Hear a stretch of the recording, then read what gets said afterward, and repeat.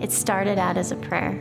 A prayer that we would realize later many people were praying at the same time. Lord, show us your heart for Manitou Springs. And this call to plant a church was the answer to those prayers. God was gathering his remnant, people who would set aside time to pray and worship and lift his name high over the city of Manitou Springs.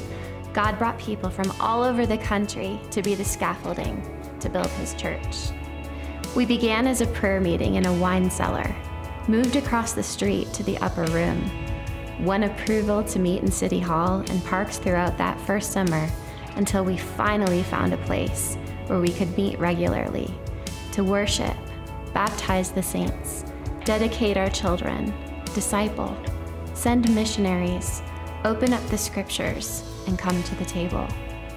We launched weekly services Valentine's Weekend 2017 because we love Manitou. We've had 7 wonderful years of ministry. And now we're being commissioned to go back to the city and be the light like we were at first before we had a building. A founding passage for us has been Isaiah 41.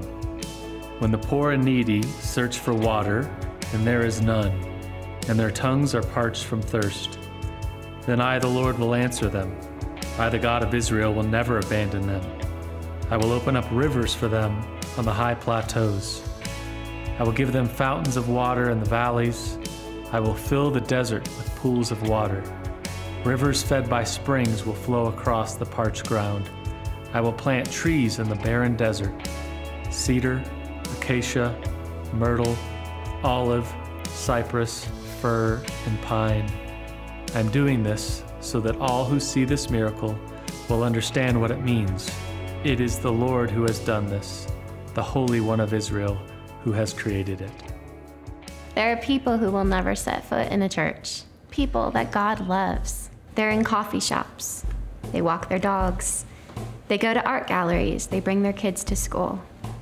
If the people won't come to a church building, we have to go to the people. It's time to go back to the city and be the light.